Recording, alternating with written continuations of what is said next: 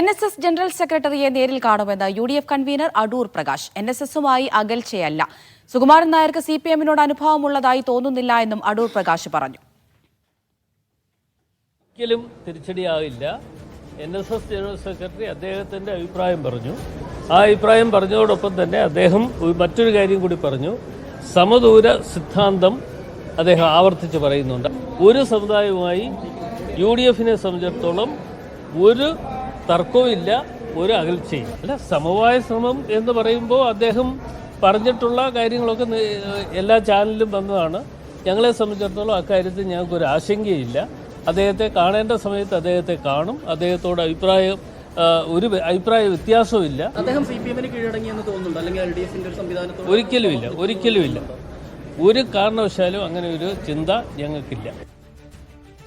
മുഹമ്മദ് അസ്ലം വിവരങ്ങൾ നൽകാനായി ചേരുന്നുണ്ട്. അസ്ലം, കഴിഞ്ഞ ദിവസവും പെരുന്തയിലെ യോഗത്തിന് ശേഷമുള്ള ജനറൽ സെക്രട്ടറിയുടെ പ്രതികരണം നമ്മൾ കണ്ടതാണ്. അപ്പോൾ കോൺഗ്രസിന്റെ ഭാഗത്ത് നിന്ന് അനുനയ ശ്രമങ്ങൾ തുടങ്ങുകയാണോ?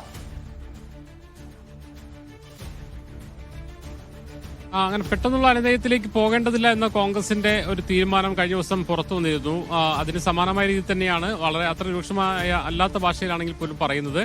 NSS ജനറൽ സെക്രട്ടറിയുമായോ NSSുമായിട്ടോ കോൺഗ്രസിന് അകൽച്ചയൊന്നുമില്ല. അദ്ദേഹത്തിന് കാണേണ്ട സമയത്ത് കാണും എന്നല്ലാതെ വളരെ പെട്ടെന്ന് തന്നെ ഒരു കൂടിക്കാഴ്ചയെക്കുറിച്ച് അടൂർ പ്രകാശും പറയുന്നുണ്ടല്ലോ. അതേസമയം ഇപ്പോഴത്തെ സമീപനങ്ങൾ കൊണ്ട് മാത്രം NSSന് CPMുമായിട്ട് അനുഭാവമുണ്ട് എന്നും പറയാൻ കഴിയില്ല. അദ്ദേഹം ഈ സർക്കാരിനെ പിന്തുണച്ചു എന്ന് പറയുന്ന ഘട്ടത്തിൽ തന്നെ സമദൂരത്തെക്കുറിച്ചും ശരിദൂരത്തെക്കുറിച്ചും അദ്ദേഹം പറയുന്നുണ്ട്. എന്ന് പറഞ്ഞാൽ NSSന്റെ രാഷ്ട്രീയ നിലപാടിൽ മാറ്റമില്ല. ഒരുപക്ഷെ ഈ അയ്യപ്പ സംഘവുമായി ബന്ധപ്പെട്ട അദ്ദേഹത്തിന്റെ പ്രസ്താവനകൾ വന്നിരിക്കാവുന്നതിനപ്പുറത്തേക്ക് കോൺഗ്രസിന് ഇക്കാര്യത്തിൽ ആശങ്കപ്പെടേണ്ട കാര്യമില്ല എന്നാണ് UDFന്റെ കൺവീനറും അടൂർ പ്രകാശ് പറയുന്നത്.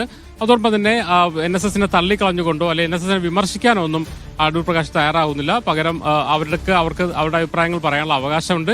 അതേസമയം തന്നെ കോൺഗ്രസ് ഇക്കാര്യങ്ങൾ അവരോട് സംസാരിക്കും. അത് കാണേണ്ട സമയത്ത് കാണും. എന്തായാലും ഇക്കാര്യത്തിൽ ആശങ്കയില്ല, അതോടൊപ്പം തന്നെ അനുഭാവവുമില്ല.